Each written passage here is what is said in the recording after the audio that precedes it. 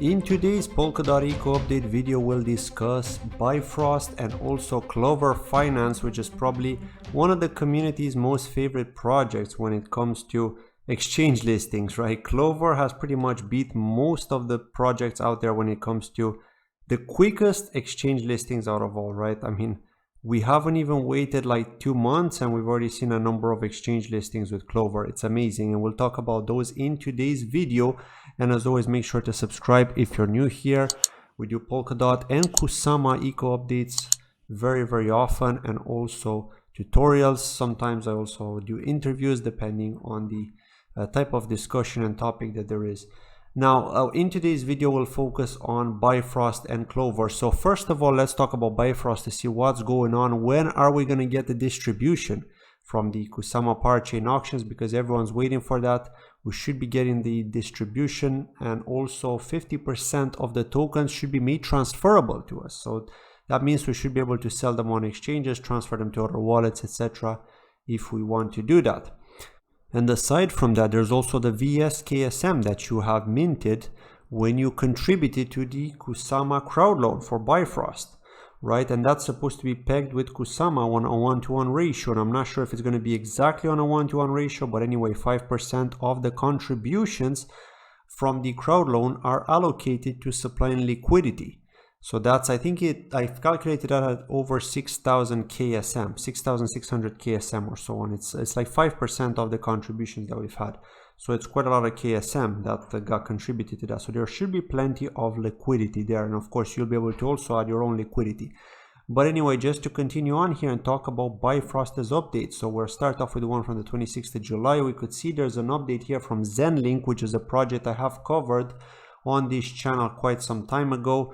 They're working with decentralized exchanges. It's basically a way for them to connect all these different decentralized exchanges on the Polkadot and Kusama ecosystem. Think of it like this kind of tool that is used for connecting different, it's like a DEX aggregator. Think of it that way, right? So now, what are they actually doing? What they're going to be integrating in Q3 of this year, they're going to be integrating Plasm or Astar network, because now it's called Astar, Bifrost and Moonbeam. Okay, so that's great. It's really nice to see Zenlink work together with the rest of these Polkadot eco projects and Kusama eco projects too. So that's the first update. Now the second one is with regards to Subscan. We'll take a look at that in a moment, because now we can see the chain data and the token status, and I really want to talk about the circulating supply, because this is something that I have discussed on this channel when I did the Bifrost price prediction. How much will the BNC token be worth when trading starts? Of course, we're not talking about the long term, because we don't know what's in store for us. If there will be a bear market, there likely will be a bear market, right? We don't know if it's going to be this year or next year. Things are moving pretty nicely so far, so we have to be positive and optimistic. Now, 18 hours ago, they've posted the weekly report here. So the parachain bonding reward is being counted. The BNC query function we'll see soon.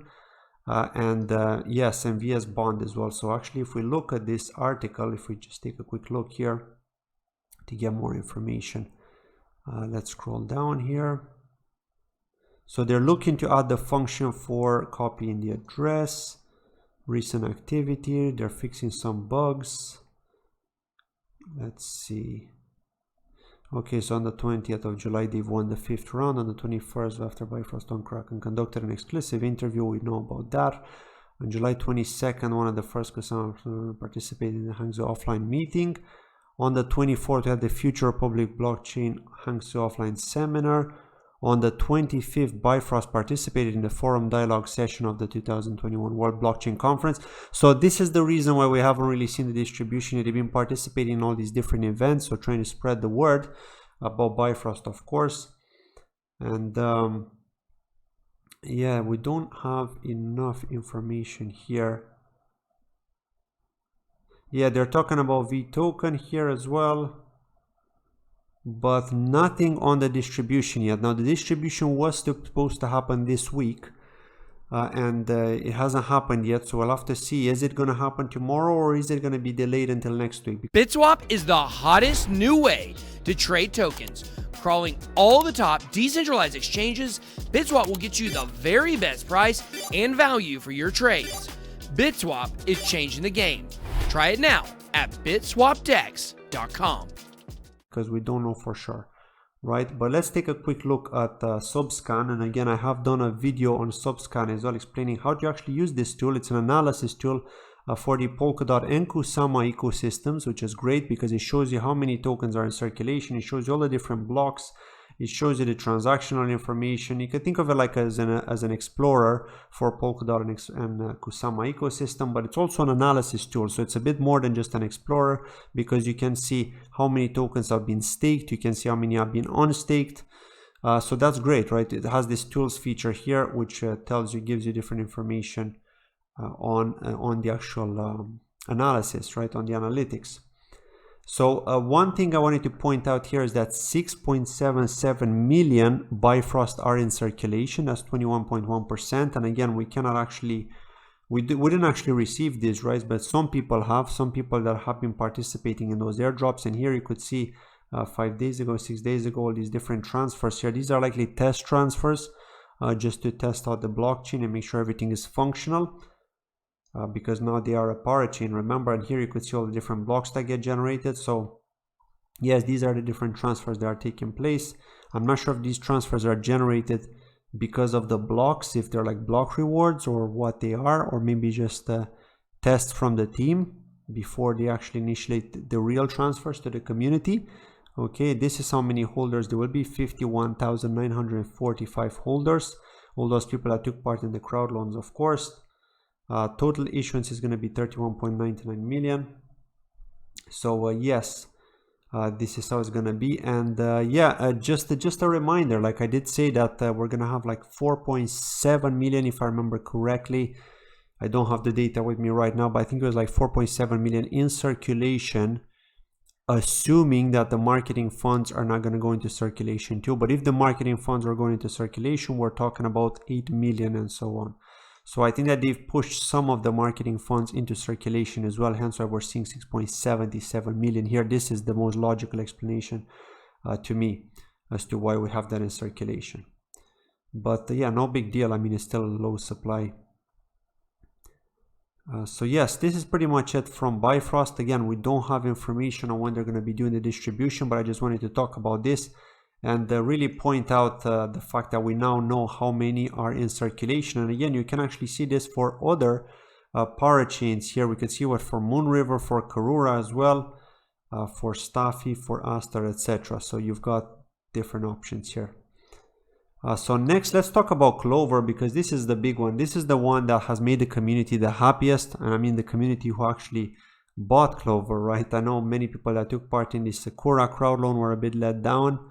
But I'm sure those that bought Clover are very happy, right? They basically made up for the community, for the community's disappointment with Sakura. Let's just put it that way. So from the 21st of July, they've actually created the Clover Wallet mobile app, the newest version of that, which supports various exchanges as well. So here you could do swaps, you can do transactions, etc. All the new features, etc. What else do they have here? So let's go up.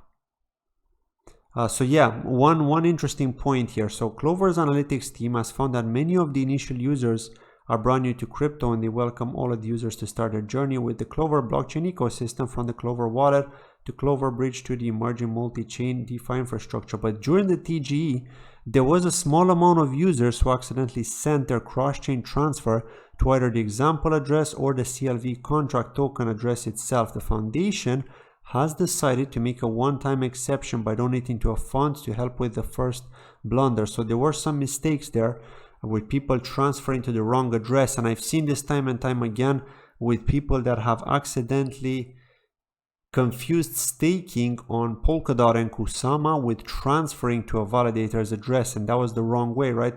People that have not followed the steps in actually staking, actually delegating. You're actually delegating, you don't have to transfer your funds to that validator. You're pretty much using it like, think of it like network weight to kind of support the network, but in reality you're not really sending your tokens or your coins. You're not sending your coins to that validator, right? But some people have made that mistake and they have sent them, and many validators have received a lot of coins for free. simply because of that, right? And I'm not sure how many of them refunded them, right? Especially if they're unreachable. Like some of these validators are unreachable, some of them respond to their emails, so it depends, right? But if you are a victim of this kind of incident, then the best thing to do is probably to join Discord and try to ask around, like the Polkadot Discord, the Kusama Discord, and maybe try to ask around there and see if you can get some information on who the validators are, and then maybe try to ask them nicely for your coins back, right? They would normally like, they should transfer them back if they see them, right? But yeah, I think if you ask them nicely, you're more likely to get them, right? Rather than just hope that you're going to get them, because in the majority of cases, you're probably not going to see them back if you did accidentally send them. So I know some people have sent me emails about that, and unfortunately, that's all I can say, right? The best thing you can do is just try to contact the validator to which you've accidentally sent the funds to and hope that you're going to get them back. It is painful.